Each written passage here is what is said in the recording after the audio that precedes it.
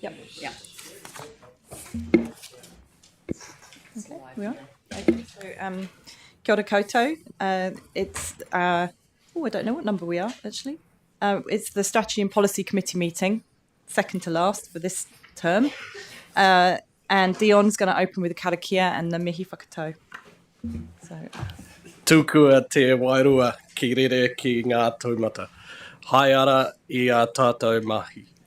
Me tātou whaia I ngā tikanga o te rata mā. Kia mau ki ita, kia kōrea, ai e ngora.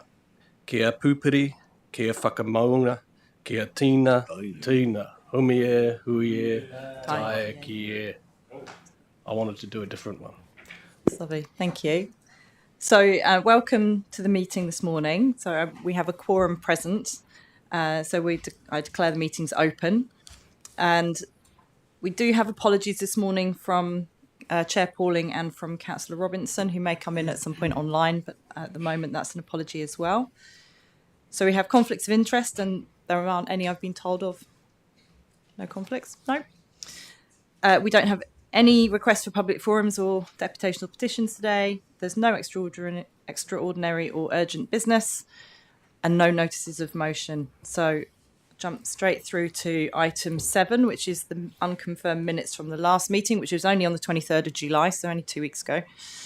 So can I ask if anyone's got any typos, comments, anything on the minutes?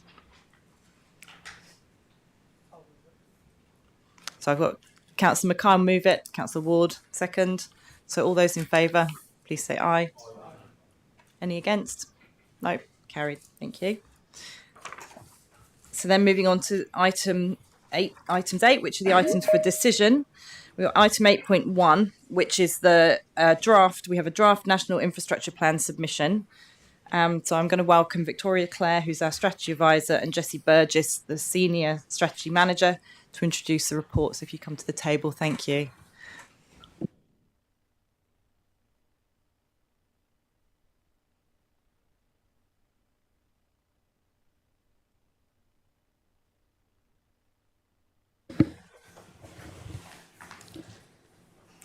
Thank you. Thank you. I hope you can hear me. So the purpose of this report is to approve the Council's submission to Te Waihanga New Zealand Infrastructure Commission on their draft National Infrastructure Plan. I'll take the paper as read and just highlight a few of the key points from it.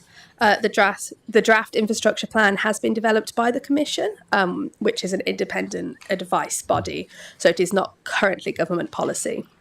But it will inform future policy. It focuses on areas of improvement across the public sector and on decision-making for infrastructure and investment.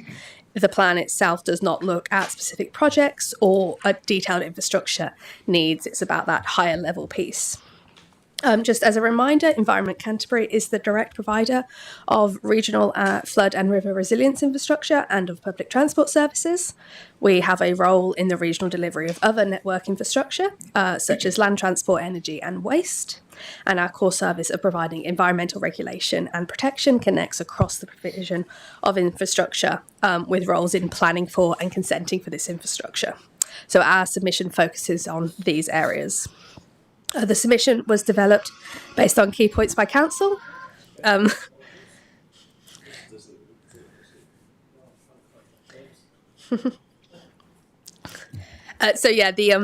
submission was developed based on key points identified by staff. They were tested with the Council at the July 19th workshop, and then staff shared a draft submission for email for further feedback. And we incorporated the submission feedback from these processes where appropriate into the submission. Our submission highlights the links with our past submissions where relevant, particularly the National Policy Statement on Infrastructure, which was part of the recent resource management package. Staff are aware and are supporting submissions from the Canterbury Mayoral Forum, special interest groups, particularly the transport sector one, and from our other TAs. City Council and Selwyn, for example. These submissions can touch upon more specific sector-related points, and also more generally the Canterbury points as they relate to local government. So there might be areas which are not the focus of our submission but do align with Council's views in those submissions. So the staff recommendation today is for Council to approve the attached draft submission. And then just in terms of next steps, if approved today, the submission will be lodged with the Commission. Technically, the consultation period closes today, but we have been granted an extension until the middle of next week if to do so. And then the final plan from the Commission will be shared with Government in December this year, and we'd expect it to become operational policy early next year. Thank you. That's lovely, thank you. So I've got Ian. Thank you. Look, I've got a few notes here, but I want to start with a letter Tim Davies sent to the Hekio Hines Water Enhancement Trust, saying that the submissions on these infrastructure issues on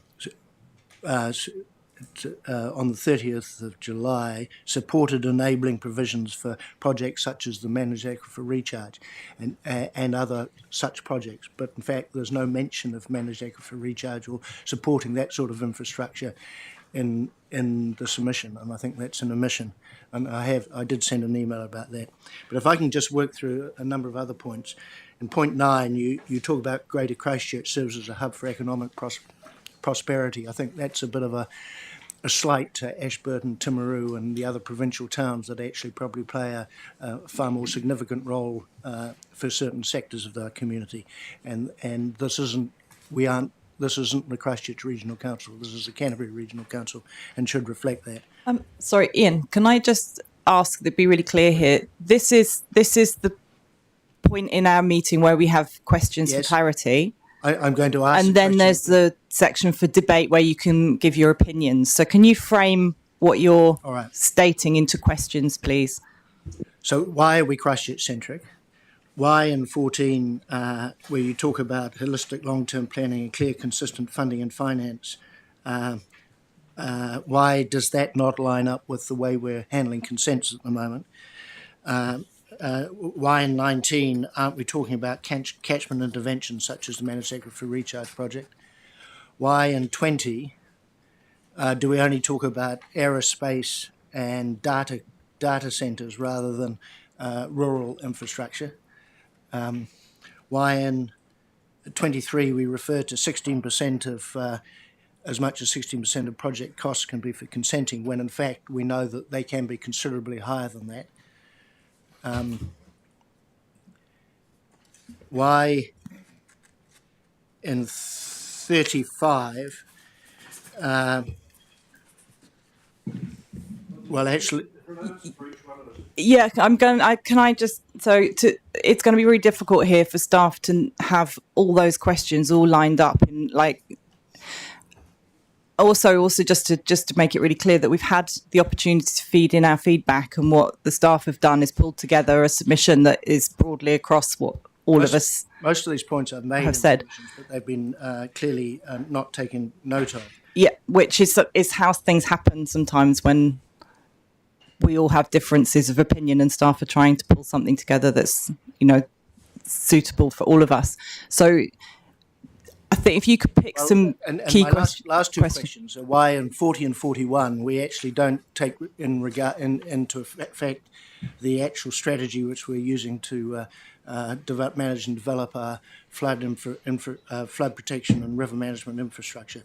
But there's a clear bias towards nature-based and green technological solutions rather than supporting our existing river infrastructure.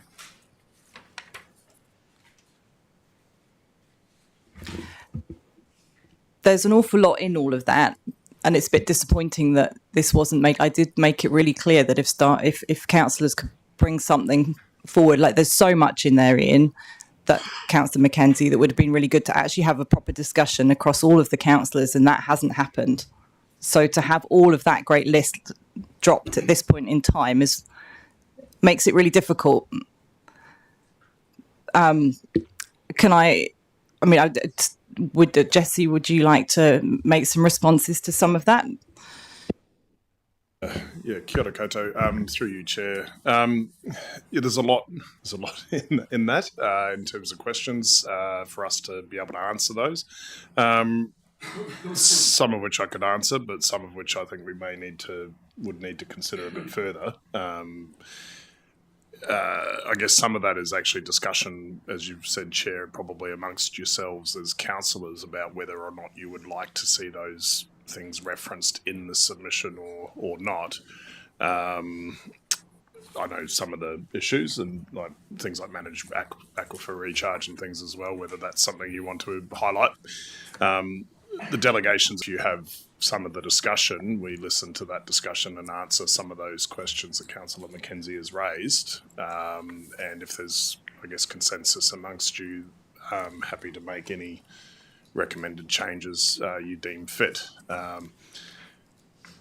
The process that we've had agreed with the Chair and Deputy Chair around submissions is that we would circulate those, and we did have the briefing as well with Council. So there's been a number of opportunities to get those questions, which we would happily answer and could have provided responses in the papers. So, but yeah, happy to try and answer what we can, but also happy to take any guidance from you, Chair. Yeah, and I think that, I mean, personally, I feel like it's, we should do this in debate now, actually, when I've had questions from others. But absolutely, I sent the drafts out last week ahead of the agenda going public. I asked councillors to get that information back to me at the very latest by this morning, and that hasn't happened. It's coming back right now, which is really not helpful if you want to actually genuinely want constructive answers to those questions. But I think there are also much of them for debate, because the draft has been created through the sort of positions that our council has broadly supported and spoken to over the last 3 years. And so I don't think there's anything too much, in my view, that's really out of kilter with what we broadly agree with. But we can have that debate in the debate time and see how much support for some of Councillor Mackenzie's points are. And I think that's actually for debate, not really questions of clarity at this point. Thank you. It's Councillor Scott. I tend to agree with you, Chair. I think Councillor Mackenzie be a wee bit nitpicky here. We have had a process that we've gone through to get to here, and picking individual things out should have been done well before we got into this room on this. But I agree with you that we should be looking at having some resolution around some of that in the debate, because other councillors have got other ideas in terms of some of the things that Councillor Mackenzie has said. I think this is a good paper from my point of view, and having followed the process, I particularly like the areas of resilience and land transport. I think that they reflect what we're doing. However, on 56, I'd just like to ask this. 56 says, we caution the Commission that there is a large risk that development and infrastructure decisions become uncoupled from each other, and this represents a large risk of prolonged and misalignment. So the evidence to support that statement, is that a real threat? That's my question. The intention there was that because these are various decisions, you're about to hear about submission on the housing infrastructure, there's the big resource management happening. There is a lot of avenues of reform at the moment that do risk potentially becoming uncoupled from each other. And by that, we mean that decisions on development or infrastructure maybe don't account for each other. And then that would, obviously, infrastructure is long-lived, and houses are long-lived, so there is potential for a long time frame of if we were to build in risky areas there. Through you, Chair, I could add to that as maybe an example. Councillor Scott would be in Greater Christchurch space with some of the housing density changes and zoning requirements, alongside the infrastructure spend that we need to make in public transport infrastructure and services. Those things could risk becoming uncoupled, and that's an example where you might get misalignment towards outcomes. So particularly with the funding that's required to be invested. So, Chair, can I just follow up? Can I follow up, Chair, with that? Thank you. So I thank you for the explanation. I think it makes a lot of sense, but it's not relevant. It's not relevant. It's not obvious when you read that paragraph. And my last question is: do we get the opportunity to make a face-to-face submission? No, not at this time. Thank you. Do I have anyone else? I've not seen any other hands up. Nope. Okay, well, thank you very much for question answer. And Jesse, you want to? Would you like us to stay at the table for the discussion while you're debating, just in terms of taking any feedback, direction from the discussion, if any? I think if you sit back from the table and then obviously listen in and take some notes, and we'll see where the debate goes. Yeah, thank you.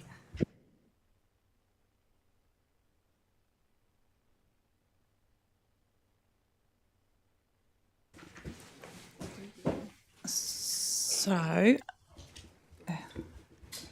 we got a mover for the recommendations. We've got Grant, Councillor Edge, Councillor Burns seconding. Yep.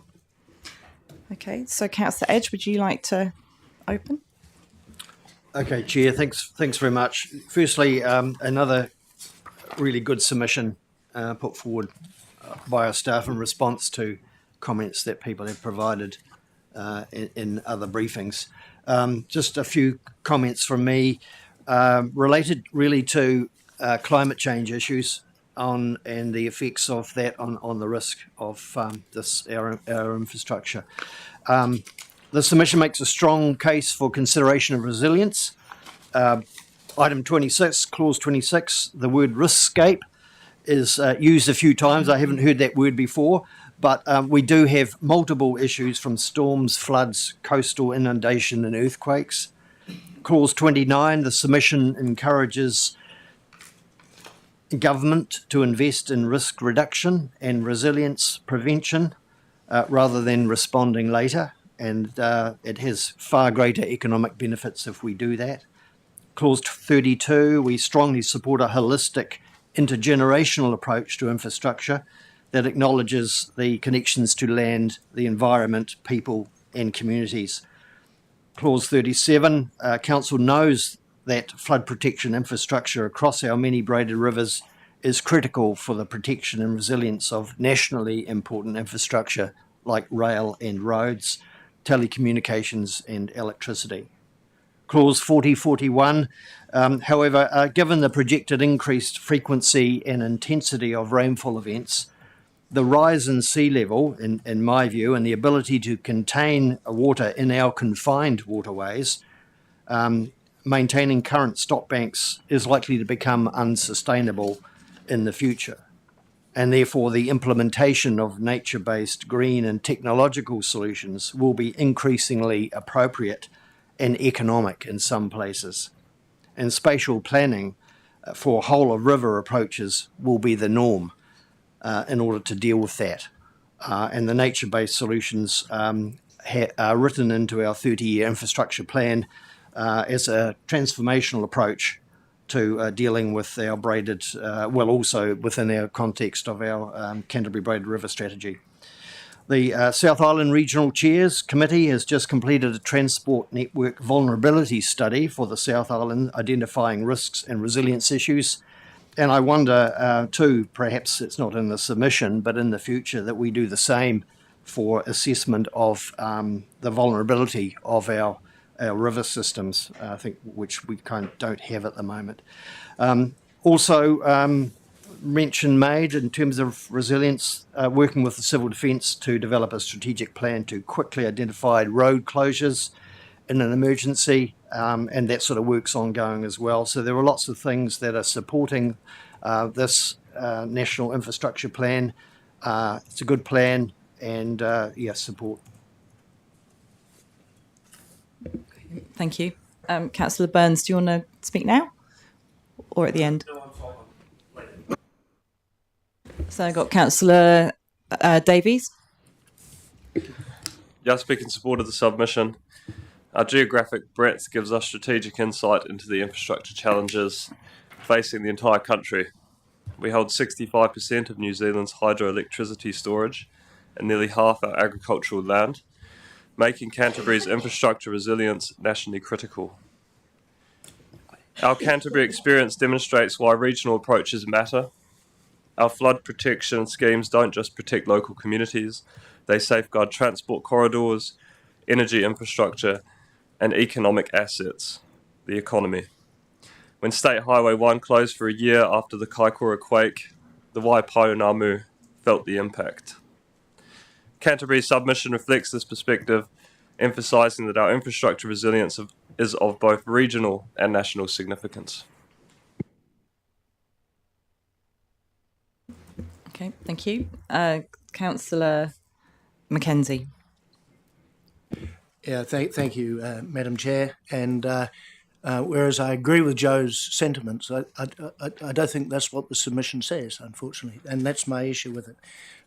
It is Christchurch-centric. The transport sector is Christchurch-centric, and it doesn't address some of the significant issues that we need to talk about. So when it talks about Christchurch serves as a hub for economic prosperity, but doesn't mention Ashburton, Timaru, or some of our outlying service centres, it doesn't. It ignores the fact that producing food is one of the biggest industries in this region, and most of the major food processing plants are actually out in the region rather than in Christchurch, and I think that's an omission which needs to be addressed.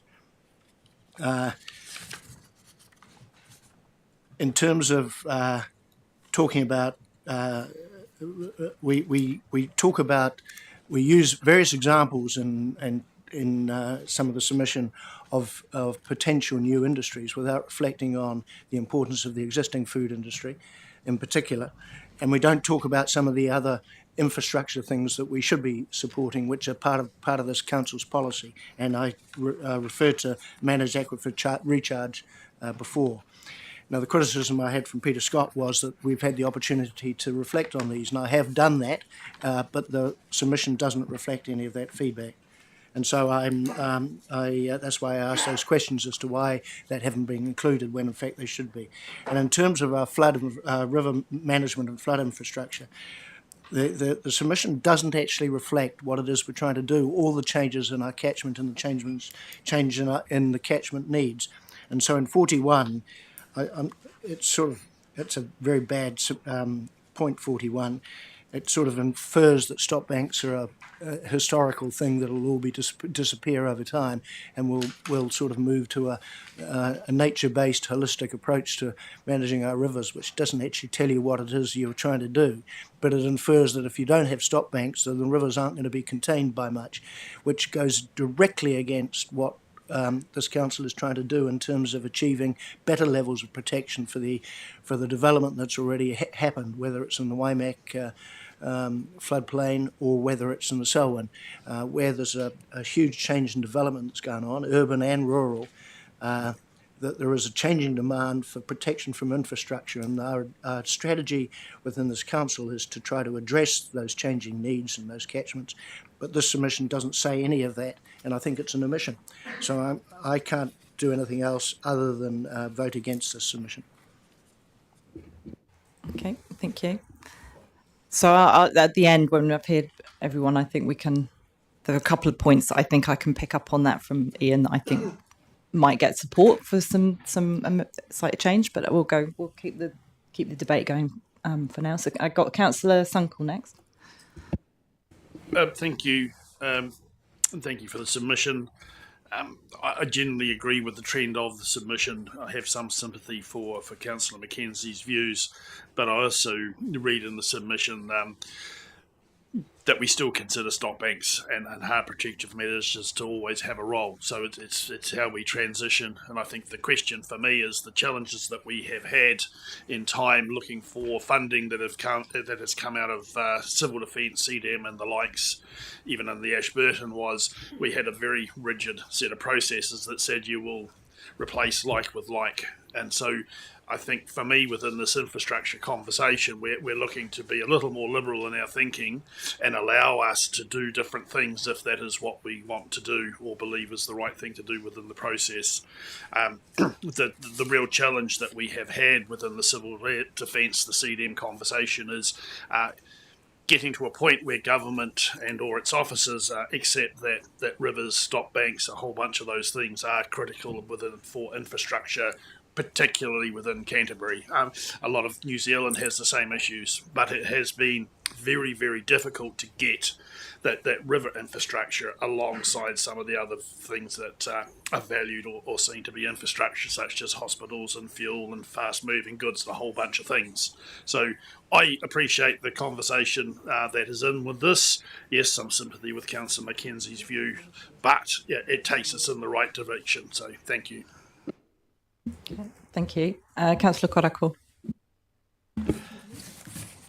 Mihi atu kia koe e te tiamana. I have a couple of comments and I actually will support the two items. But one is probably just aesthetics, but the letter is New Zealand Infrastructure Commission. It's also Te Waihanga as well at the end of it, so the full name there. And then I want to turn now to page 38 and point number 34. And it talks about, in relation to infrastructure requirements and infrastructure ready capacity, we note that the history of underinvestment and marginalisation in and for Māori infrastructure has resulted in ongoing service discrepancies affecting papakainga, kainga nohoanga and whenua Māori. For example, while upcoming resource management reforms may provide a more enabling environment for papakainga development and kainga nohoanga, a lack of adequate infrastructure could unfairly exclude Māori landowners from development opportunities. That word could, it actually should be changed to has. So that's just hopefully, something that we can alter. And then it goes on to say, we encourage the plan to create a stronger enabling environment for Māori infrastructure and place-based solutions and further support Māori aspirations relating to infrastructure for papakainga, kainga nohoanga. Now, the next part of that on Māori reserved land and Māori owned land. I believe that we should actually have a more detailed description of what that actually means, because if you look at the different forms of Māori land, there are 9 of them. Māori customary land, which is whenua tuku ihoa, general land owned by Māori, number 2. Number 3, Māori reserve land. Number 4, Crown land reserved for Māori. Number 5, Māori incorporation land. Number 6, Ahu Whenua trust land. Number 7, Whenua Tāpui, which is Māori reservation land.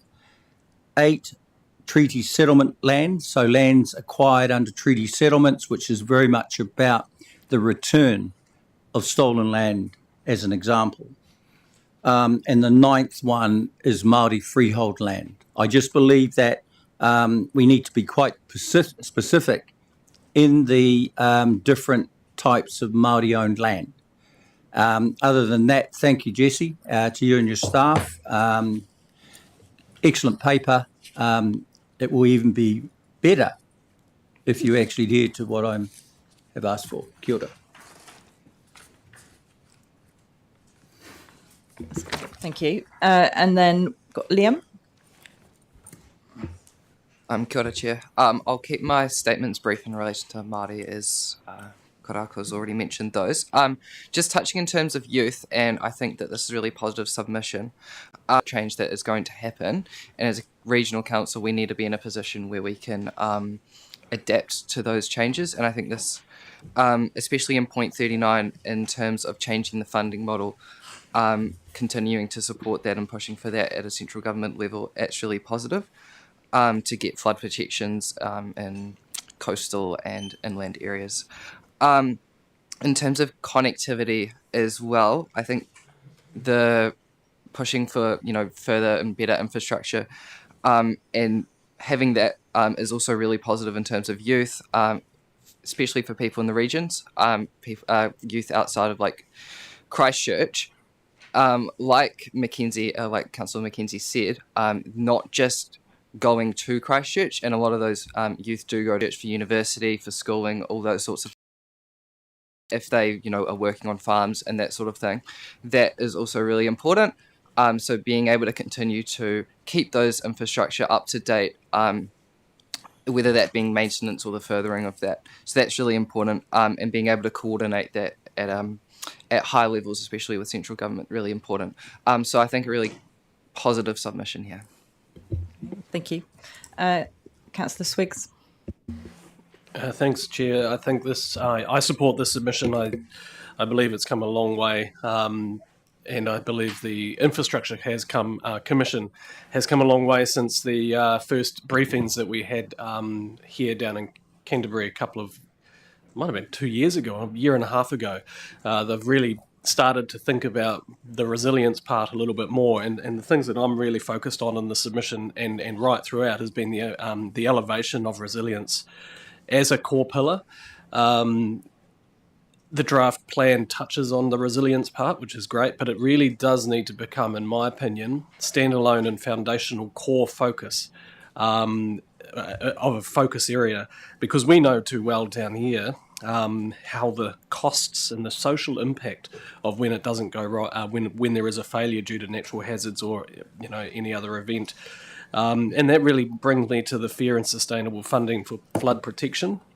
The resilience and infrastructure that protects us is really nationally significant. It's not just things you think about, it's roads, rail, airports, productive land, and then all of the insurance industry and then the banking industry and the flow-on effect that has to being able to just do anything. And the burden of all of this at the moment is predominantly being borne on by ratepayers, and that's not equitable or sustainable in my opinion. Nook, I totally agree with the point that Councillor Karakia was making. I think there was the stark reality around Papakainga and the lack of investment of infrastructure in those areas is really is quite stark. But one thing I really wanted to pick up on was the efficiency returns. Now, I did a little bit of research in New Zealand. We as a country spend a heck of a lot of money on infrastructure, but we're not getting a lot of return on the infrastructure, and it's touched on in this in our submission. But it is a critical point that I don't think has been brought up enough and talked about enough. As a country, we spend around 5.8% of our GDP on private and public infrastructure, which is higher than Australia and higher than the median OECD. But we're only returning about 2.7%. in terms of on-the-ground action. So where is that missing 3%? Where's that going? Why are we missing out on so much actual infrastructure on the ground when we're actually spending the money, or we're coming out of our pockets, but we're not getting the outcomes? So there's a real issue around efficiency and the return of investment, return on investment. We are an outlier in New Zealand. We're in the bottom 10%, if my maths is right, countries, high income countries when it comes to delivering infrastructure on the ground, but we're right at the top when we're talking about how much money we're spending. So, yep, we might have all the best intentions in the world in these plans, and we might have all of the best ways we want to deliver these things, but if we're not pushing that barrow about actually making efficiencies, we're not going to get anywhere. We're not going to actually move forward. The only other one thing that I really wanted to raise was the digital connectivity is also a critical part here, and it's around the invisible rural infrastructure gaps. We didn't really touch on it in our submission, but it's something that I believe is critical if we're going to be making New Zealand a connected place, that high-speed digital connectivity around rural Canterbury. We still have places that don't have that. We might think Starlink is going to solve everything, but if we don't have the connectivity around proper, fast, high-speed internet. A lot of our aspirations around some of this stuff is not going to go away. But anyway, those are my key points that I really wanted to raise. Thank you. And Councillor Mackay. Yeah, look, thanks very much. Thank you, GC and Victoria, for doing this, bringing this paper to us. I support the intent of it. I did read the draft National Infrastructure Plan, and it was very defined about what they were looking for information on. And so then, while I have sympathy for Councillor Mackenzie's concerns around stuff relevant to Canterbury, this was very much around a national base and quite narrow focus from my perspective. Just in support of both the points that Councillor Mackenzie made, particularly around the 16% cost for to even get things off the ground for resource consenting. I think that's one of the things that's contributing to this discrepancy that Councillor Swiggs talks about around the investment we're putting in, but the return that we're getting, the actual infrastructure on the ground. So I think there's a significant contribution there. But yeah, by and large, I support everything here. With regard to the land transport being Christchurch-centric, I don't read it as that, and I just look at some of the last sentences and some of the bullet points, and I think it definitely touches out into the regional and rural sphere as well. So, no, thank you very much, staff, for bringing this submission to us.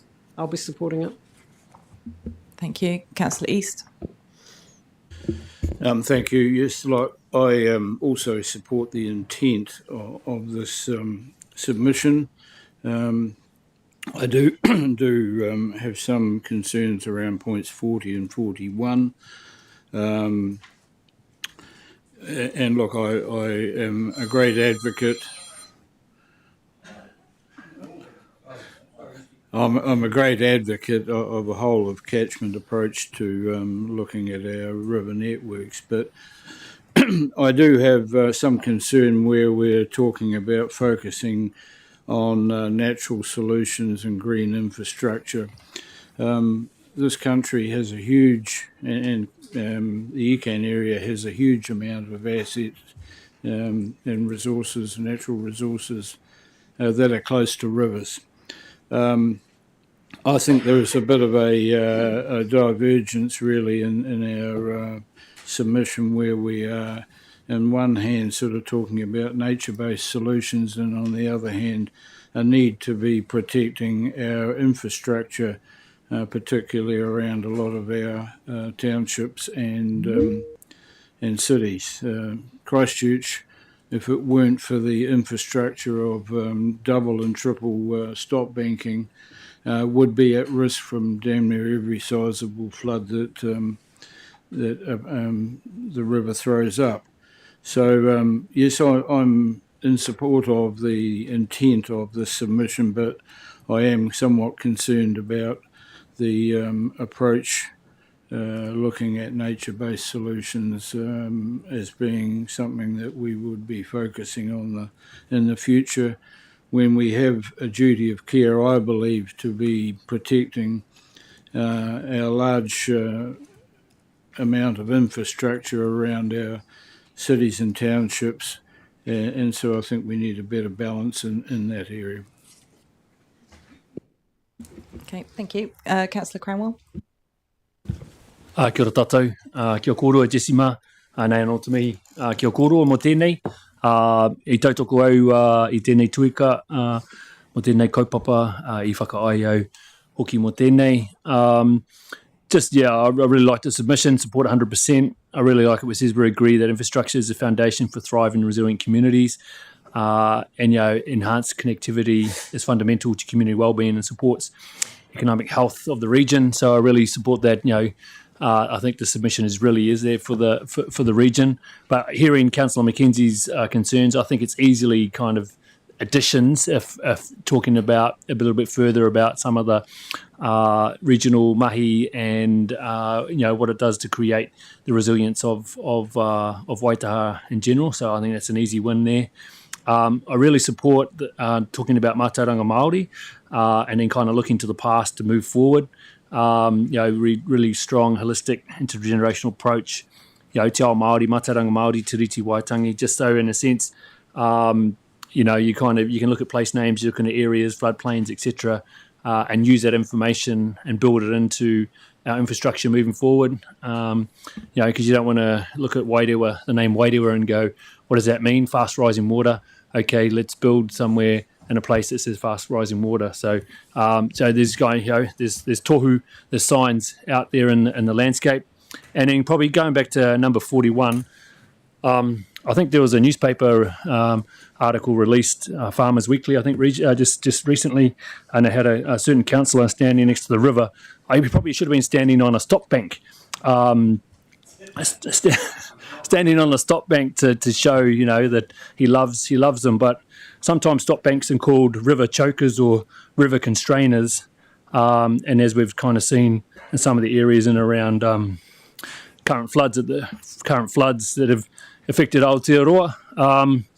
But stop banks have a place, and I think the submission says they do have a place, but there's actually other opportunities moving forward. So just once again, I'd like to thank Jesse and the team. I really liked the submission. Kia ora. Okay, so... Yeah, I just have a question. Could you ask Councillor Cramwell just to repeat part of that, because I just missed it. It started off around the Farmers Weekly or something, if you wouldn't mind. I think we maybe leave it there for now. Councillor Scott, you wanted to... Yeah, I just want to clarify my comment during questioning about Councillor Mackenzie being nitpicking. That's wrong. That was the wrong choice of word. I was going to use pedantic. That would have been wrong also. Unfair was the word I should have probably used, because I think that you were I think you were burdening staff down with too many questions. They could never handle them anyway. Look, I will defer to your knowledge in terms of some of the comments you made during this discussion about rivers. You're undeniably one of our experts on rivers in here, and the work you do on that is not to be taken lightly. However, I think in terms of the consideration of this this total submission, I will be supporting it. Okay, thank you. Now, I do have a couple of suggestions, which I'll invite Jessie and Victoria back to the table. Just in light of the... Yeah, so Greg, do you want to speak now, or do you want to wait till I've... Because what I'm going to do is just make a couple of very small changed proposals. Oh, Councillor Ward, sorry, you were off the bottom of my list. Let me finish this process, and then say. So what I'll do is just put a couple of suggestions of my own based on what I've heard. And then we can adjourn to just refine if the table, if I get the sense the table's happy with this, then we can adjourn a moment, put something up on the recommendations for a slight word change, and then go from there, and the final speakers can speak. So the I heard you on the not recognising the value of the embankments, but actually that is stated in paragraph 40.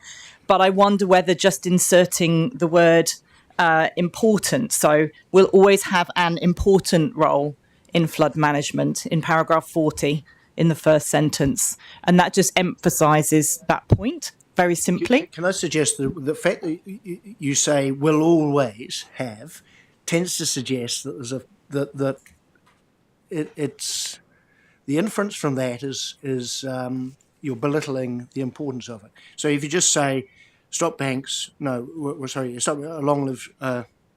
No, hang on, where are we? What point do you? Oh, yeah. Paragraph 40, first sentence. Yeah, 40. Sorry, I was reading for it. Another have a significant or have an important role in flood management. Don't qualify it with will always. Just be absolutely clear as to what you're saying, that they have an important role in river management.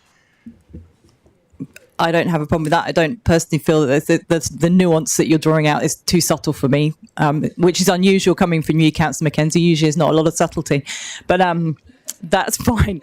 We're getting towards the end of councillor term, so I think we can Anyway, Look, I mean, I'm not trying to be pedantic here, but if you qualify, that's fine. We can. Qualification raises questions as to why you're qualifying that statement. Yep. And that's simple English. Yeah.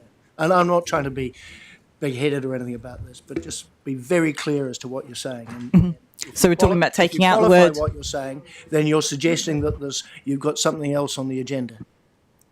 So if we take out the word always and put in the word important, did you want will have an important role? Yep. So that's one suggestion, and then we'll see what people think. Then in terms of other centres other than Christchurch, which was your another of your concerns, like I don't personally have a problem with adding in Timaru, Ashburton, but then you do end up with, like, do we then put in Rangiora and Kaikoura, and where do we draw the line? So that... In which case you refer to our urban centres serve as a hub for economic prosperity, because that's where the service industries tend to be. But the issue is the submission specifically refers to Greater Christchurch, and all the infrastructure I rely on for my food production to be processed to go to market, none of it sits in Christchurch. Okay, so get urban centres. Personally, those who are in councillors in this area, or we could have and other urban centres. Could you explain what clause are we talking? Yeah, can you just point me to where that is, because I can't find and got the paragraph number. 9. Paragraph 9.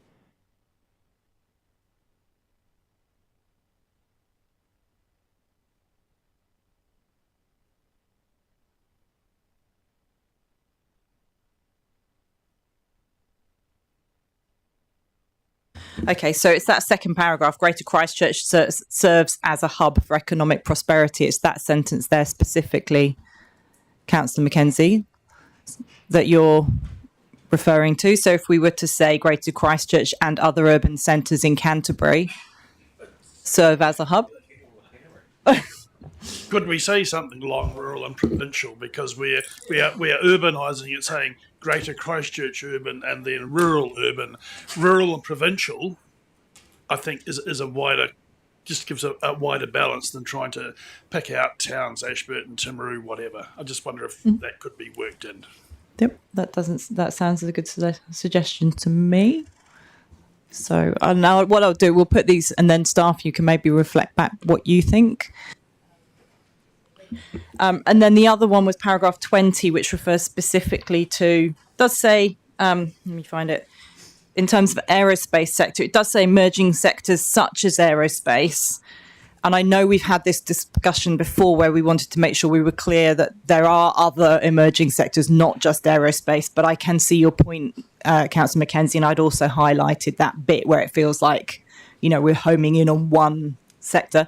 I did do a quick AI about what are the emerging sectors in Canterbury, and it does say health tech, aerospace, food and fibre tech, agri-tech and clean tech. And then I had to look up what clean tech means. But there are others. So do we just say emerging sectors? That might be safer. Yep. In terms of, sorry to reiterate, but in terms of point 9, because it's talking about parts of the region continue to face significant population and demographic change. So just to be clear, if that's not happening in provincial areas, and I don't know whether it is or not, but it might not be the most appropriate place to put it in point 9.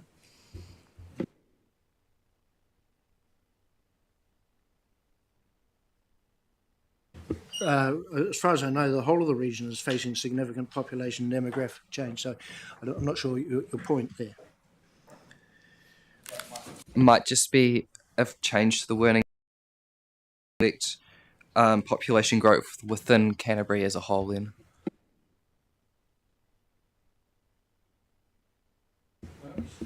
Madam Chair, can I suggest that we just move on with this? We're getting very it's wide. getting quite nitpicky, isn't it? To go back to your original. We've been through this process. I know. I'm just looking to try to formulate something with it. Doesn't feel like it's many. I wasn't expecting to be much need to have a debate about these small points I thought I was making, but or changing.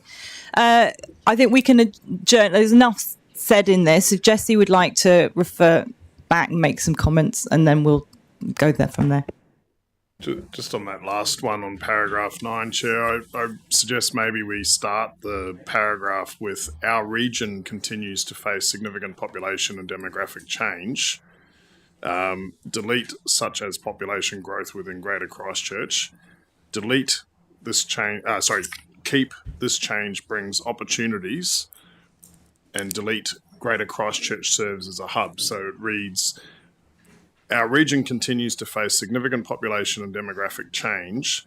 This change brings opportunities for economic prosperity, offering high-value services and connecting the region nationally and internationally. That keeps it broad.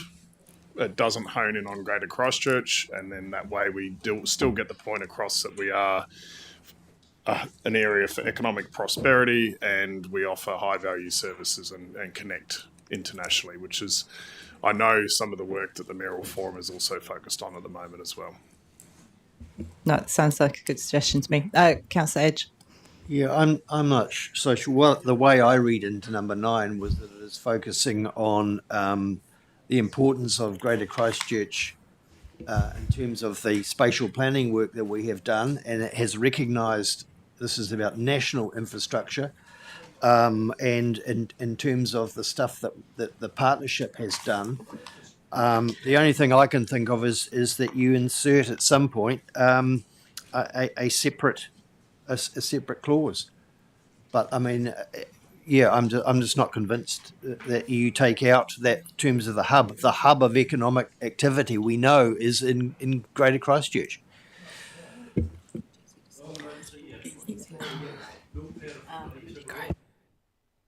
Okay, I'm just going to adjourn. I would like to emphasise the fact that this is why councillors are asked to put in their commentary before we get to this stage. But given that we are now having this discussion and we need to be able to have these discussions, or there's no point bringing the thing to the table at all. I think there's some sensible suggestions have been made, but we'll adjourn a moment and just fight, and then we'll finish up.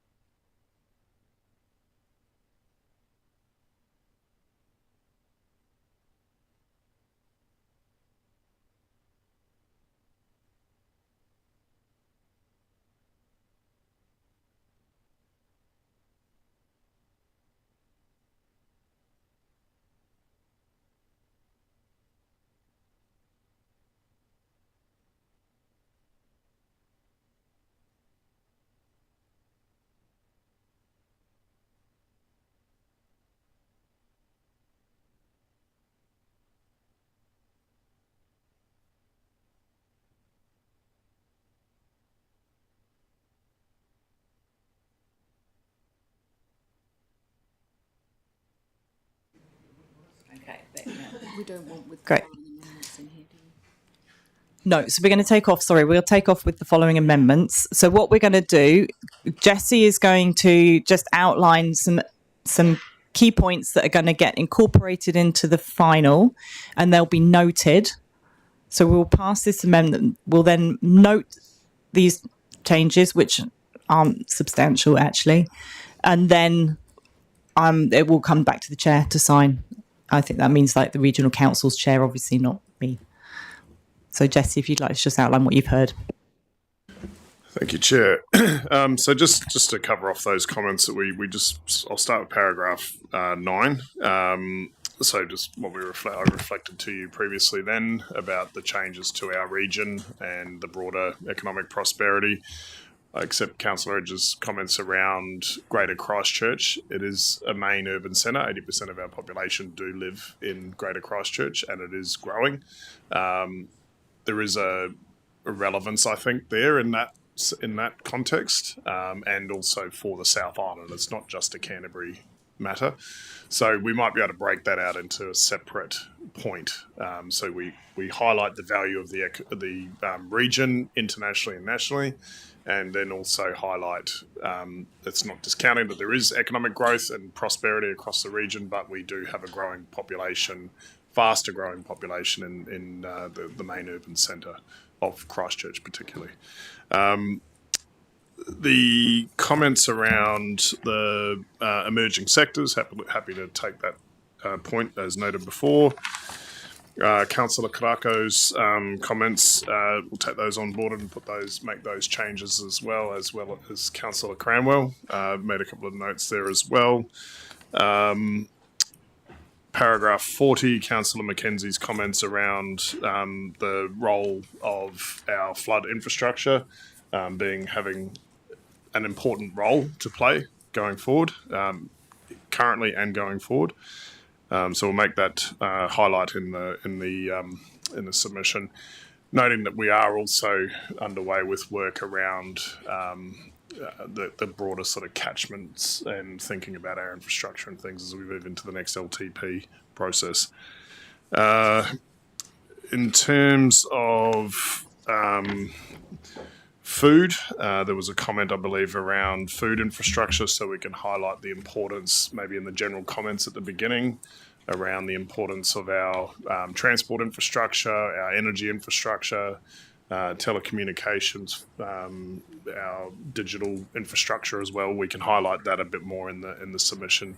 There is a section that talks about digital technologies, so we could highlight that a little bit further as per Councillor Swiggs's comments there as well. I think that's it largely from what I've picked up from the conversation. We'll address the letter as well as Te Waihanga. And as you said, Chair, we're happy to make those amendments, track change the version of the submission and the letter, send that back to you for review, and then get Chair Pauling to sign that out as well. Sounds good. So I've got Councillor Ward. Did you want to speak to this now? Probably a little bit late, but anyway, first, Jason Victoria, thanks for this, bringing this report to the table. I mean, I agree with a fair percentage of it, but I do share some of the concerns of some of the other councillors, like Councillor Mackenzie, around rivers and management of that. You know, we've got $850 million worth of river assets, and we're not even spending 10% of that value a year on maintenance, so that's not sustainable. I get a little bit concerned when some councillors in this room think we need to let rivers breathe and do the natural thing, or how will towns like Ashburton, Geraldine, Temuka, little communities like Arowhenua fare if we let that happen? So I do get a little bit worried when you talk about nature-based solutions for river management going forward.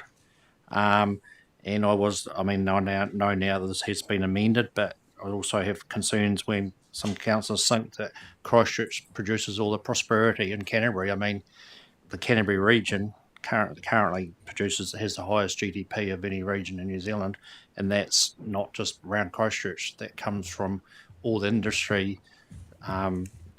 agriculture, other technologies that are in this whole 44,000 square kilometres producing goods and services. So, but overall, thank you for this. Thank you. Councillor Burns. Kia ora, Chair, and happy penultimate chairing of this particular committee. Thank you too. It's been pointed out the work that you do. Thanks also to the councillors who've contributed prior to today. As always, there's a difficulty in pleasing everybody, and in this case, there's 18 of us around the table. However, I think to say that it's Christchurch-centric is a little over the top. We've had the opportunity to contribute to this. The very nature of regional council is proof, that we represent the region. The gerrymandering of the South shows that the majority of people around the table support a rural voice around here. So, and I would just add too, Christchurch is the second largest city in Aotearoa, New Zealand. I think 24, I'm going to go straight to item 24. I think it eloquently recognises those different needs as far as we encourage the plan to ensure adequate emphasis is given to rural communities with planning and infrastructure, or for infrastructure. So I think that's great. In 25, I particularly like that Council strongly advocates that resilience of infrastructure should be a key focus area, particularly given its importance to community resilience and the disruptive impacts a lack of resilience across the infrastructure sector can result in. In reference to 39 and 41, I just want to remind people, braided rivers are our life veins of Papatūānuku, Gaia, and the recognition that we cannot continue to keep doing the same things over and over again without getting the same result. In regards to the likes of river breakouts, it's insanity and it's financially unsustainable. I wholeheartedly support green-based, nature-based solutions as per our commitment to the climate emergency called by the previous council. Councillor East simply denying it does not make it real. Human impacted climate change is real. A number of us will remember what Hamish Rennie was saying last week when he spoke to us all around spatial planning and the importance of spatial planning, Councillor Edge. He said that if we looked at the plains now, it is highly unlikely that we would have the infrastructure developed in the way that it is across the plains now. So, I think that's pretty straightforward. As for 47, I shall just go to that, excuse me. I would like, again, I would have liked to see the word critical in there, because I think,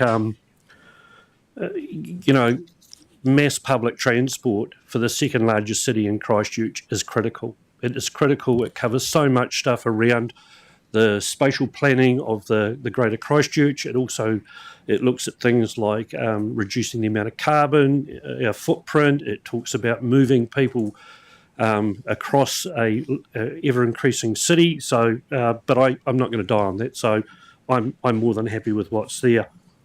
58, on spatial planning, I acknowledge food production and the need for food security. So I think that's really important that somewhere in that we do that. Hopefully, that will be addressed, though, with the new spatial planning legislation, noting that food production is absolutely critical to this country, and that creating dried milk is not feeding the world, nor is it adding any security to New Zealand other than financially. So, well done, super stoked. I can only imagine how frustrating it can be at times to have it nitpicked, but we have all had the opportunity to be involved, and I like what I see. Thank you. Kia ora. Okay, and Councillor Edge. Thanks, Chair. Don't mention the butter. And just picking up some points, but thanks very much, Jesse, for highlighting those points. And yeah, I agree. Those are the key points that we could perhaps shape something around. It's really good. Yeah, in terms of transport, we obviously have the Canterbury Regional Transport Committee that is looking beyond the, and it's sort of mentioned in here as well in the submission in terms of the work that they're doing. In terms of the river situation, it seems to be terribly misunderstood. We probably need some visioning. I mean, the idea of letting rivers run free and going through towns is not going to do. And we've already just adjusted clause 40 to say that protection, of course, has a value, but it will become, and the warnings are there in 41 as well. But globally, the warnings are there that given extreme weather conditions and the frequency of those, that it will be unsustainable for us to maintain the current system, and we have to look creatively outside the square and do some lateral thinking about where could we put excessive flows, and to that extent, I think that this national policy document or national plan is talking about or wanting to see some lateral thinking, creative thinking about how we can move forward affordably, because our ratepayers can't keep funding these things. It's impossible, and the insurance industry will change over time as well. So that will become problematic. You know, that the 2021 flooding down in South Canterbury has cost us in our communities well over $100 million just to reinstate things, and that's, if that happened every 5 years, that's a huge sum of money. And you got to think, well, are we done? What's the point? The other thing I just want to say quickly was, the Greater Christchurch Partnership, it has been recognised by the government as a really good document. It brings together urban growth, transportation, integrated, it's holistic. And I think with the government's initiatives about spatial planning and introducing a sort of a spatial planning act, that having that same kind of approach across the whole of the region for the future is going to be really, really good. I think that's really all I've got to say, and certainly supporting those things, the Papakaianga facilities as well, and that's mentioned in terms of the Christchurch Spatial Plan about how that's being incorporated as part of a broader collaborative approach to assessing things. Thanks, Chair. That's great, thank you. So, Jessie, I think if you step back from the table and we'll just do a final vote in a moment. Some proposals for some very slight changes that satisfy more around the table. And I did hear some of Ian's commentary supported by a number of other councillors, which is why I felt like, if it was just Ian completely on his own, then I wouldn't have gone through that process. But I think the time it's taken to make those few things, change those few things is quite a while. So it does emphasise why the process that we go through before we get to this table is a useful one to get some of this stuff mudded out a bit quicker. But thanks anyway. So can I just ask all those who are supportive of the recommendations on the screen, please say aye. Any against? Nope, so that's carried. Thank you. Chair, can I make a point here? We spent an hour and 5 minutes, or almost an hour and 10 minutes on this, and we had a process for it. Now, there's something wrong with the process if we have to actually wordsmith a document in this room to the extent that we have. Now, I understand that Councillor McKenzie is frustrated because he's basically said the stuff that he's brought forward this morning, he'd already brought forward.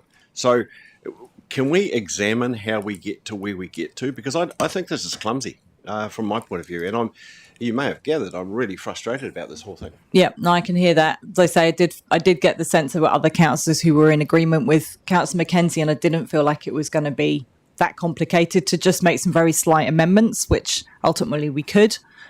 And so, there is this opportunity. But yeah, I've said let's try and do more upfront beforehand next time. Thank you. So now moving on to item 8.2. So this is, remind myself again. This is on the Going for Housing Growth Pillar 1 proposals. So I have now Tammy Phillips, Principal Strategy Advisor, and Jessie Burgess back again. And so if you'd like to introduce this paper, thank you.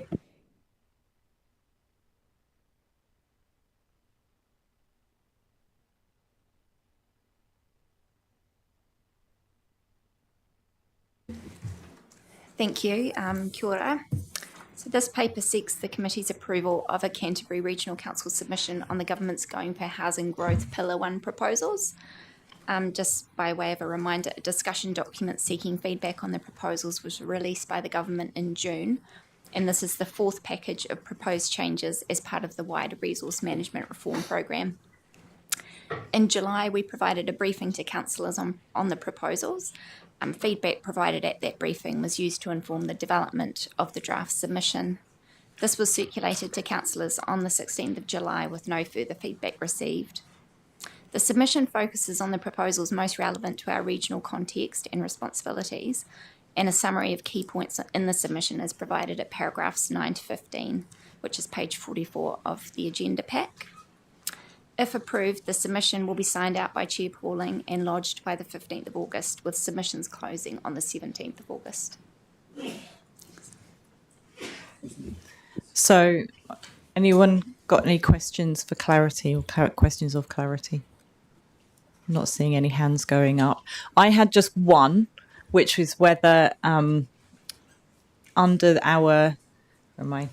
paragraph 10, where we refer to progressing foundational work to support regional spatial planning, strategic plans for housing and energy. Are we not doing something with waste? Is there not some work that we're doing around waste strategy as well? Happy to answer that, Chair. My understanding is through the Joint Waste Committee that I believe Councillor East and Councillor Davies sit on that committee. There's been some discussion about a joint waste strategy for the region. So I think those discussions are early stages of those discussions at this point. Okay, thank you. And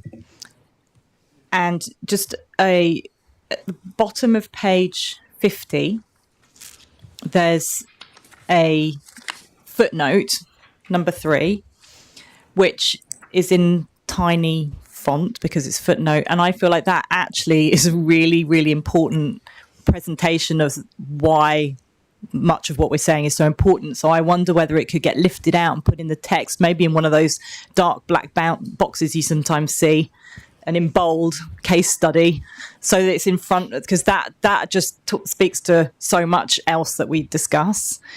So that would be a suggestion I have. Is there any reason we couldn't do that? Through you, Chair, no, I'm happy to bring that into the body of the submission. I think, as noted in the media recently, there's only one application thus far that's really progressed, which is the Carter Group Ryan's Road development under the fast track process. So, yep, happy to make that change if Council's happy with it. Yeah, and the point being that is how those fast tracks have gone. Mm-hmm. But obviously, if it wasn't, it's explaining the significance of if you do open up that to everyone putting forward their plans, and if we're more enabling on some of that free for all, it's quite significant impact. Councillor Scott. Yeah, thank you. How does what you've got written here line up with GCP and other council submissions? Are they similar? Yes, so we've seen the draft Greater Christchurch Partnership submission, which aligns on quite a number of key points with our submission around the importance of spatial planning, the importance of aligning infrastructure and land use growth. And also we've had a look at the Canterbury Mayoral Forum submission, and similarly there's a lot of aligned points. Thank you. So no more questions? That's anyone? No? Okay, so if you'd like to leave the table, thank you. And if we can get the recommendations up on the screen. So do I have a mover? Councillor Scott. Seconder? I'll think of Councillor Mackay. So, Councillor Scott, would you like to speak to it? No. Councillor Mackay? No. Anyone else? Councillor Edge? Thanks, Chair. I've just got a few key points that I've noted with the submission. Again, a really good submission, fairly direct advice to government. Clause 9, it does mention the importance of the Greater Christchurch Spatial Plan and the fact that it has identified sufficient development capacity for the next 30 years. It achieves this through urban development, which targets residential intensification and regeneration in strategic priority areas. Areas that also include Kaianga Nohanga development. The key direction is connecting communities through blue-green corridors for active transport and environmental improvement while increasing use of public transport along core bus routes and an exciting mass rapid transit route through the city. And Clause 10 identifies this vision and the opportunity to extend the vision through a regional spatial plan to all communities across Canterbury, working with our partners and territorial authorities and Ngāi Tahu Runanga. Clause 18, 19 talks about the integrated land use, infrastructure planning and environmental management where decisions are made alongside infrastructure investment, but equally ensuring that high quality growth occurs in the right places. And I think we do need to look more closely at housing typologies. The quality medium density housing, for example, with open space communal areas is something that we haven't seen a lot of in Canterbury, but it is a way of different urban form. The other key clauses, 24, spatial plans, considering maybe they carry more weight in providing an opportunity to simplify the consenting process frameworks. And then 26, of course, climate adaptation and mitigation does need to be high on the agenda. And finally, clause 46, and I agree that adopting a compact urban form is essential for supporting public transport and that creating livable, connected communities using good urban design principles and protocols will be a key to success. Great work. Cheers. Thank you. Anyone else? So I would just say spatial planning is peppered throughout our submission, and I thumbs up to that, and we all know what that means now because we had that presentation last week. And for the first time, I think ever, I put a little love heart around paragraph 52 and I will read it out. It says, the council emphasises the need for forward-looking water solutions in new developments, such as household water storage, particularly in areas experiencing water scarcity. It is also essential that national direction under the NPSFM and the NPSUD is closely aligned to ensure coherent and integrated management of land use, water resources and infrastructure planning.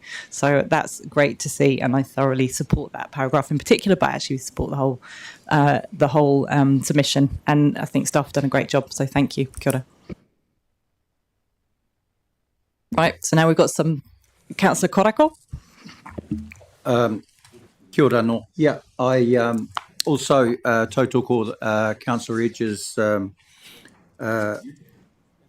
kōrero around this submission, and also e te tiamana, particularly around that, what you was talking about, 52, because, you know, in Te Rōpūtuia, on Te Pātako Rākai Hautu, there are a number of, and particularly Kokorarata, that actually always highlight the fact about water storage, infrastructure and all of that. So again, on behalf of those Papatipa Runanga, yeah, I support this paper. Kia ora. Thank you. Thank you, Jess. And Councillor Scott? Are we closing out now? Yes. Well, I'm just checking if anyone wants to speak to it, and if not, then I'll do a who's in support. Right, yeah, so I think we're there because yeah. So you have your say. Oh, thank you. Look, I'm really happy to move this. I think it's a good paper, Tammy. So well done with you. At first blush, when you look at this, you wonder why, you wonder how we get involved in this. But when you go through the paper, it's good to see that the regional and environmental stuff that's important to housing is brought into that. And Grant, I don't want to say spatial, but I probably will say spatial. So that whole outlook from a spatial perspective is going to help the region. And it also brings to mind the fact that if we're going to change the way we do local government. This stuff's important. We're not just building houses, we're building sort of places that are appropriate and the appropriate spaces that are appropriate in the appropriate places. So that's all I have to say, Chair. Okay, thank you. So at that, then I would ask all those who are in support of the recommendations on the screen, please say aye. Any against? Aye. Oh, that was an aye, I think. Any against? No, so that's carried. Thank you.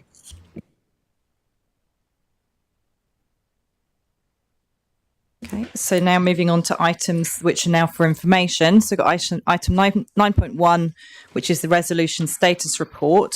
So Tafflin's going to introduce this one.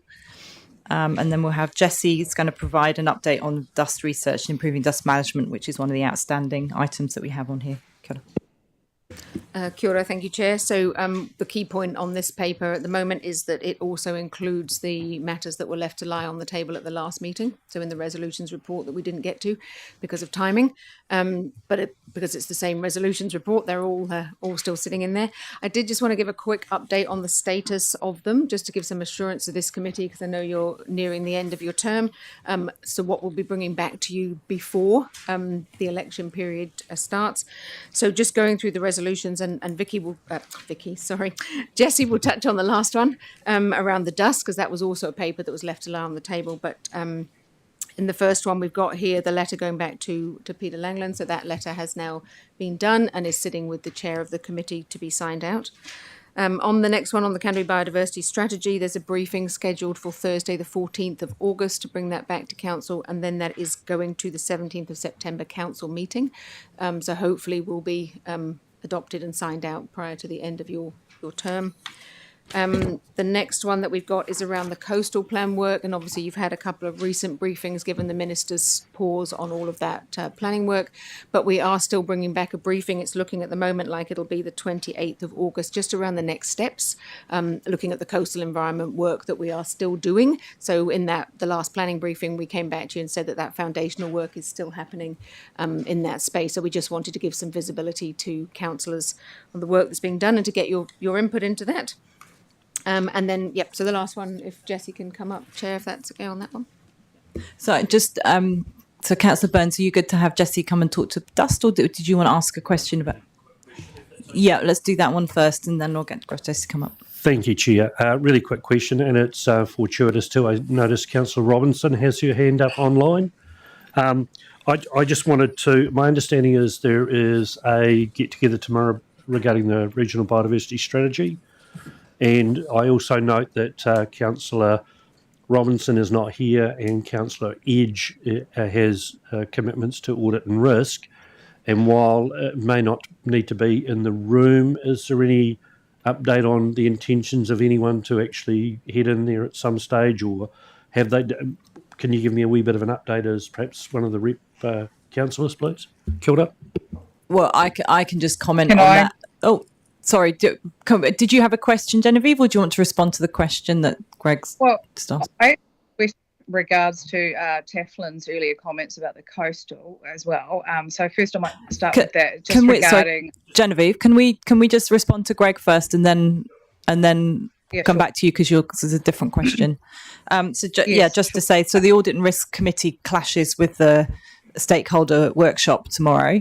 I'm just a regular member of that committee, so I will try and pop out and make sure that the stakeholders realise that councillors hold that a really important. Absolutely, we'll do that, but ultimately the purpose of that stakeholder engagement piece was to not be overwhelmed by councillor presence, and so I don't feel like actually having councillors in the room is the critical part. It's the stakeholder engagement outside, and we do have our own process to have input subsequently.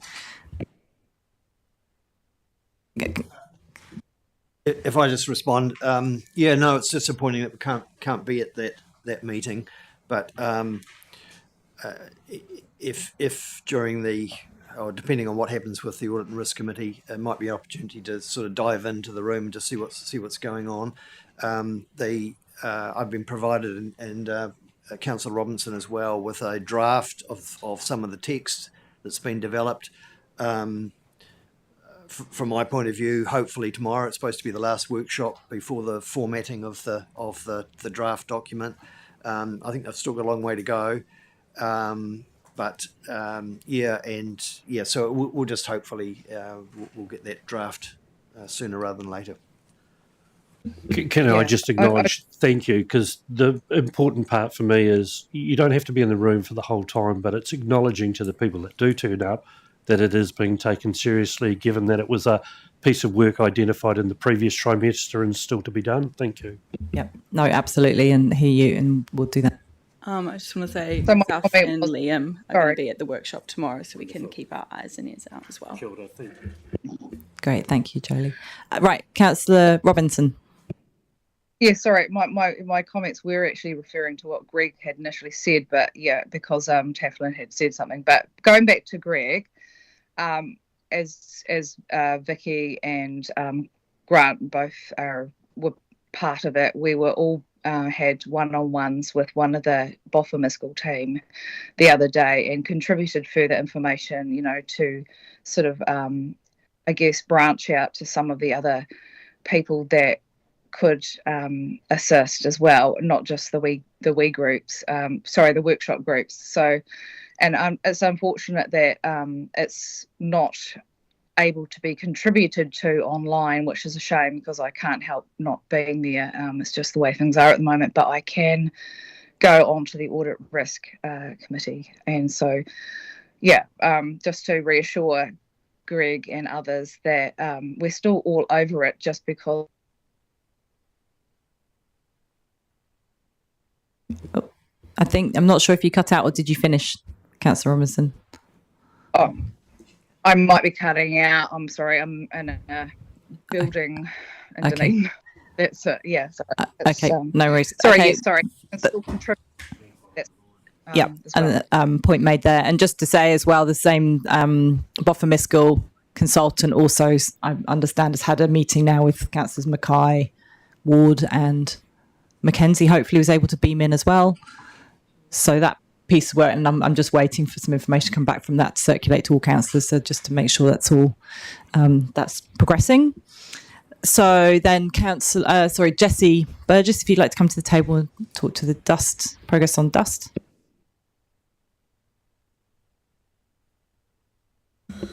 Thank you, Chair. So just in relation to the resolution tracker item on dust, so we had the last the Strategy and Policy Committee meeting in July where we left the paper lay on the table. There was quite a lot of discussion around the recommendations, resolutions in the paper. Subsequent to that, myself and Tafflin had a discussion with Councillor Swiggs, Chair Pauling, Councillor Southworth and Councillor Mackay, just in terms of the strategic response to the questions that were raised. Staff have gone away.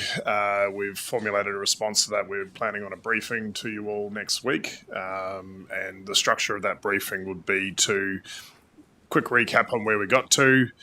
We're aiming to have Te Whara Ora around the table to discuss the health statement. That's been a bit of the crux of the issues that we've been talking about. Also have the relevant staff from across the organisation in terms of the consenting, compliance, planning spaces to come in and have a discussion with you, just to sort of brief you on the nuance involved in consenting around air discharges and how the health aspects of that are considered. Obviously, there's been some change with the resource management reforms and direction around planning, so the setbacks issue. Also around compliance, just in terms of what happens out on site, the complaints we're getting, those types of things. So work through all of that so that we can flesh out any final direction, questions, comments from you, and then feed that into an addendum paper to bring back to the next Strategy and Policy Committee to round this out, so that we as staff have your clear direction going forward into the next triennium on the work that needs to be undertaken. So hopefully that suffices, and we can take any further commentary next week when we brief you. So. Great, thank you. Councillor Swiggs?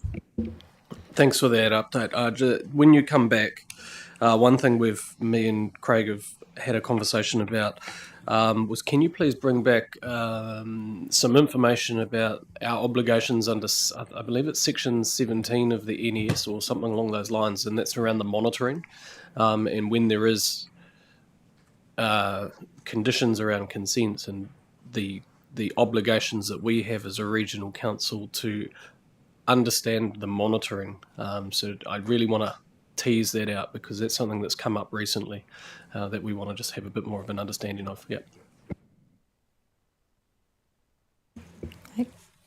I think that's all. Okay, so can I have if we can have the recommend, Jessie, if you'd like to table, thank you. And then if we can have the recommendations come up on the screen. Don't know more. So Councillor Mackay to move and Jolie Sargentson to second. And sorry, the seconding bit is part of the voting rights part. I hadn't clicked with that. So sorry, Jolie. But so Councillor Sunkel. Thank you. So could I have all those who are in favour, please say aye. Any against? No. So that's carried. Thank you.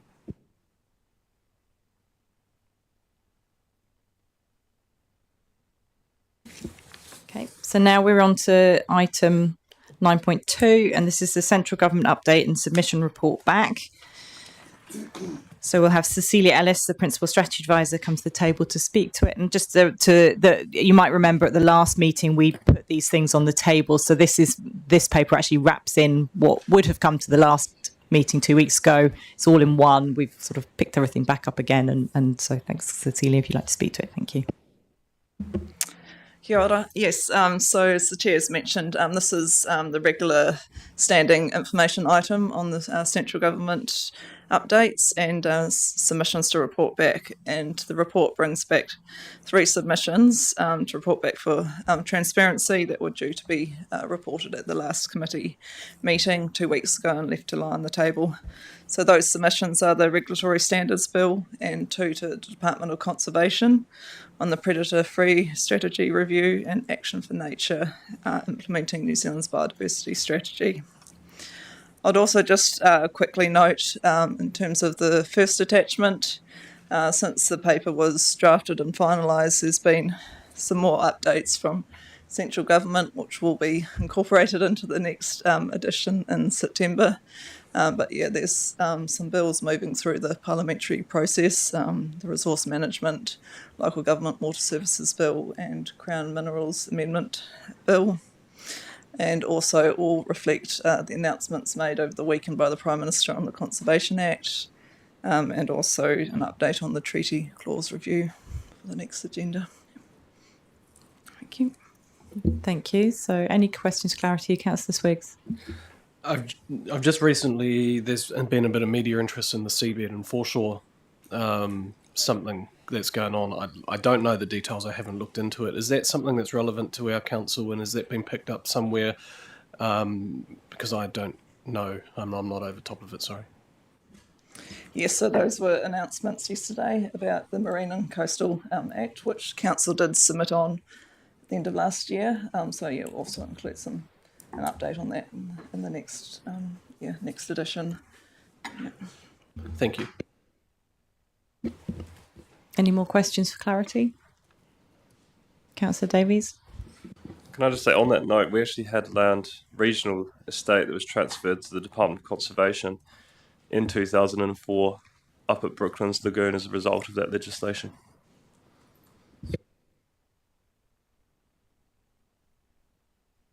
Sorry, and is there a question in there?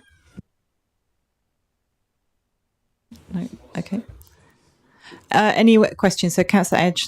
Yes, sorry. Just generally on the topic of what's happening in policy, are we making a submission on an MFE document that talks about proposed government roles for scaling up voluntary nature credits market activity in New Zealand?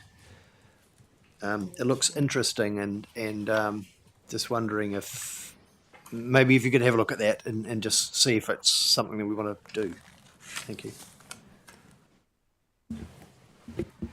Did you want to Bontessity. Oh, yeah, we'll come back to you on that one and take a look and come back. Yeah. Thank you. Any other comments, questions? No. Okay. So, Cecilia, you can leave the table. Thank you. You're putting your hand up for the debate part now, right, Councillor Mackenzie? Asking, Chair, if you could take the recommendation 2 out of the... Move each one separately, or at least all 3 together. We can do 3 together, 1, 3 and 4, unless anyone else wants things taken separately. Anything different separately than 2?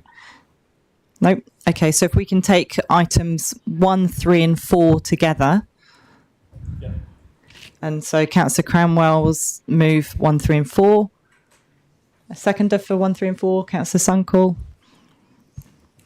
Okay, so Councillor Cranwell, would you like to speak to these? No. Councillor Sunkle? No. Okay. Councillor Edge?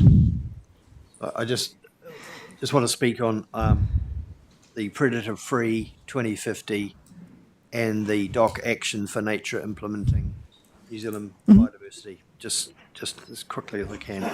In terms of the predator-free, look, the submission is really, really good. I just, focus area 1, I support mobilising communities because that's where the commitment is.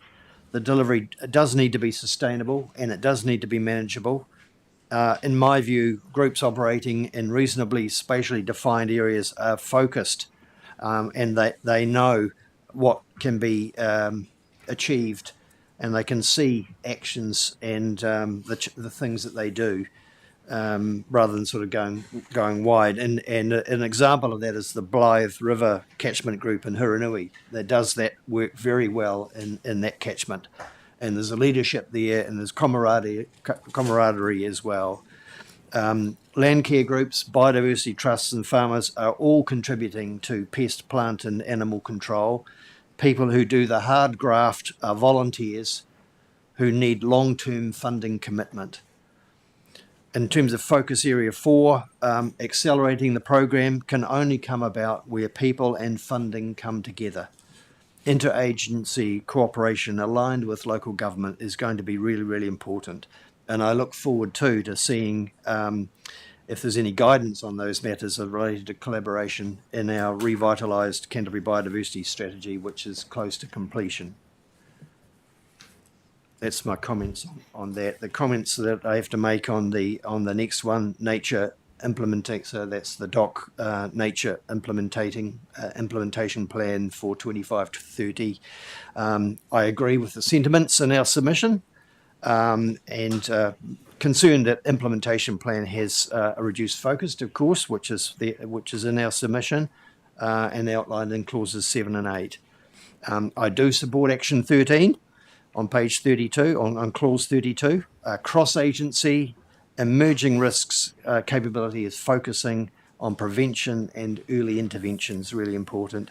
Action 9 on clause 35 has a similar awareness of the value of our biodiversity and help drive urgency and momentum for action.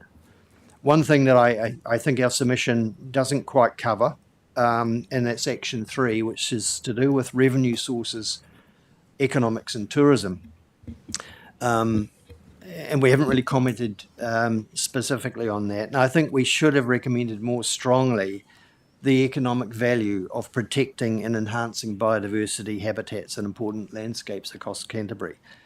The things, because of that, and when you look at the economics, the value of ecosystem services, climate change, natural hazards is really important. Recreation and amenity values, and that kind of links in with water quality, rich biodiversity, iconic landscapes, endangered and rare bird life. And the tourism dollar that those environments contribute to Canterbury's GDP is extremely important. And I noticed last week, just quickly, the government's announced an increase in the levy for key tourist destinations. And the good thing about that, it sounds like the levy will be put back, or money collected will be put back into the conservation and perhaps infrastructure facilities in the area where they are collecting the money. So that's very good. But, you know, hard times for the Department of Conservation, and I think they've done their best, and their main suggestion is collaboration and partnerships and community benefit, getting all in behind it, and that's something that the Regional Council can assist with. Thank you. Do I have anyone else want to speak to 1, 3 or 4? No? Yep, Jodie? I just wanted to look at the biodiversity strategy. When I went to the last workshop, I think the public spent maybe like an hour talking or complaining about like one point that why there weren't Māori and mana whenua involved in the decision making. So with the statement, the council recommends an increased commitment to treaty partnership. I just wanted to like connect that to more than just the to the strategy, but also the process leading up to it as well. Thank you. And for my part, I would like to comment particularly on Predator-Free 2050, and I note that we are making some commentary in paragraph 11 about managing feral cats, and I think this is a topic of conversation that has really sort of grown in its sophistication over the last few years, and a growing recognition of just how impactful feral cats are on and how difficult an issue it is. So I'm pleased to see us encouraging the government to consider national direction and support for addressing feral cat populations. And it's a sensitive conversation, but it's one that absolutely needs to be had. So thank you. Thanks to staff putting these together. So no one else has got anything more to say on. Oh, Councillor Cranwell, did you want to speak to this at the end? No. So I will ask all those who are in favour of items 1, 3 and 4, please say aye. Aye. Any against? Nope, so that's carried. Thank you. So item 2, so recommendation 2, so Councillor Cranwell's going to move that. Do I have a seconder? Councillor Davies.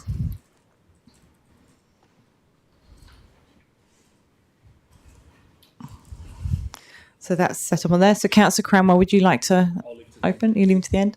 Because you can have both at the front and the back end as the mover. And the end, okay. Councillor Davies?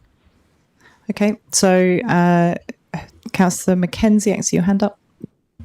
Yeah, thank you. Look, I'm concerned, about the nature of our submission on the regulatory bill, but also the fact that despite I know of several councillors who had issues with the submission, that the submission wasn't brought back to the council and we had no chance to debate it.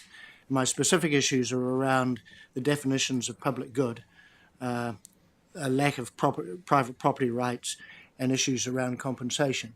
And the inference of the bill is that all those things should be subjugated by the common good, without describing what the public good is. And I think in the light of it has the potential. Let me say the submission itself, I think, was heavily biased, politically biased, and I think that was inappropriate.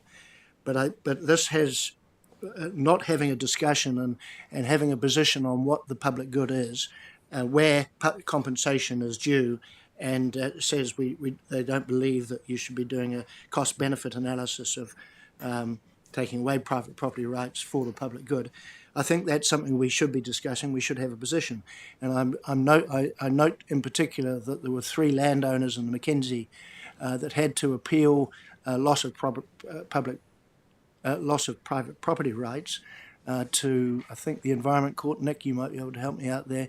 And they won. Well, actually, with some better definitions from a council's perspective of when you should be running roughshod over private property rights, I think it would be useful for not only our constituents but also for this council.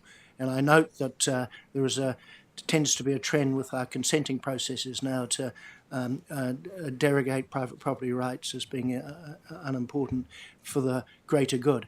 And I think we just need to have a position. So I just would like to note that my name isn't used as a support of the submission, or that I'd like it noted that I object to the submission that went I know I can't change anything, but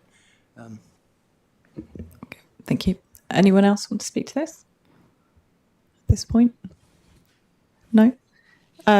So I would just, in terms of the commentary about councillors not having had a chance to actually speak to this, which I accept, but there was a process, and I think the problem has been with so many of these submissions that everything's turning around so fast that there actually isn't time in our calendars to enable some of these really important conversations. I note that at this point, no other councillors have currently said anything negative about it. The submission that we've made, from my reading now, is quite different from the one that we were given as a draft. So I think staff will have taken on. Yeah, we were all got sent a draft of this to make comments on, and then that got fed back to staff, and then they will have gone through a process of revising that draft. And then we didn't see the final draft that got signed off. Ultimately, a final got signed off by Chair Pauling, who unfortunately isn't here to speak to this today.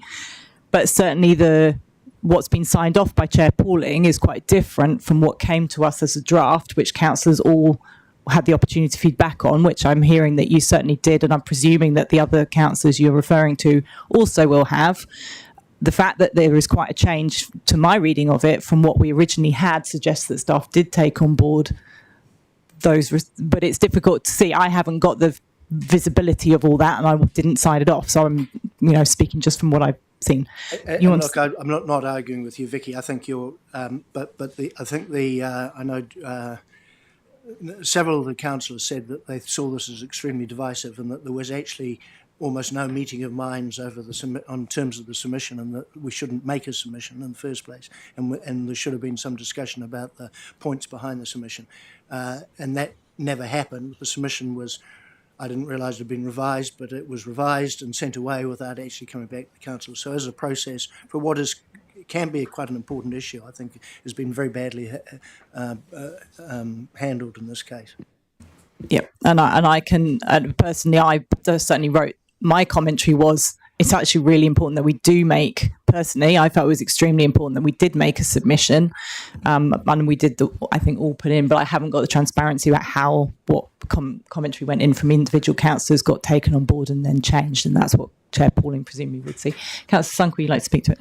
Opportunity to look at the submission and make comment. I really just decided that the submission was going in, and I really wasn't in favour, so I could have gone line by line. So I guess I sit with Councillor Mackenzie and some others where I just didn't think it was the right place and space. So no point trying to amend something you didn't agree with. Thank you. Okay, well, normally we do try and find some sort of consensus, and that is the process. Councillor Davies, you want to speak? Yeah, look, I'm still happy to second this and receive a note. I'd just like to say, in principle, I definitely hear what Councillor Mackenzie is saying, in that some submissions do have a slightly different atmosphere around them, and in the event of there being political notes within the submission, which there were in this, I think a steer from council before drafting would be most appropriate. But we've signed off on the process, and the kind of final political stamp is the chair, and we've signed that off as a council, so it is ultimately Craig's call. He made the call, and it's gone into the process. And just add as well that, I mean, essentially that regulatory standards bill was looking to substantially change some of the government process and things around like public good and private rights and all those things. There is currently sort of the way the government does things right now. This was looking to change that. So there is a mechanism, processes, things operate in a particular way right now. So it's a little bit different when you're looking to essentially, in my view, shift something substantially away from where there's a current sort of build-up of practice that has been evolved through democratic governments over many years to land where we're currently at. And this was looking at completely fundamentally shifting quite a lot of that, is my sense of things, which is why it was really important. I think for me, it felt important to put in a submission on this. But anyway, I'll let Councillor Cranwell, you want to speak to it? All right, kia ora tātou. Yeah, I move this one. as once again, this is 7% of the country under the ACT Party trying to deceive us. Now that with the defunct principles of Treaty of Waitangi bill, which got voted out in the second reading. If they weren't happy with that, they tried to sneak the removal of the principles of Tiriti through this bill. So I'm glad that we did a submission. And as we heard today, and Councillor Scott has mentioned, we have a process, and we followed that process. If you're not happy with the process, we've discussed it in this chambers, then let's discuss that process again. But once again, with this government bringing bills through the evening at a fast rate, it doesn't give us a good opportunity to debate some of these issues because we're not in council meetings. So once again, to staff, thank you for this. Especially as I said, the ACT Party trying to remove the treaty principle issues regarding all bills. So when bills come out, ministers, officials, etc., can bring those back in. But once it's been removed, it's probably very hard to bring it back in. So as the mover, I'll close this conversation now that I move this, and thank you, staff, once again. Kia ora. Okay, so can I have all those who are in favour please say aye? Aye. That's a yes. And all those against? No. Okay, so can we note those no's, please? So I've got Councillor Mackenzie, Councillor East, Councillor Ward, Councillor Mackay, and Councillor Sunkel. Sorry, Mackenzie, yes. Ward, Sorry. Mackay, East, Sunkel. And online, Councillor Robinson. No, she's an aye. Those were the ones against. Yep. Anyone else want their name recorded against? No, that's fine. Cool, thank you. So that's passed. So now just to go to item 10, which is the next meeting, and that's on the 10th of September. And we've got another we've got briefings and so on this afternoon, so we'll do Karakia later. So I will close this meeting now. Kia ora.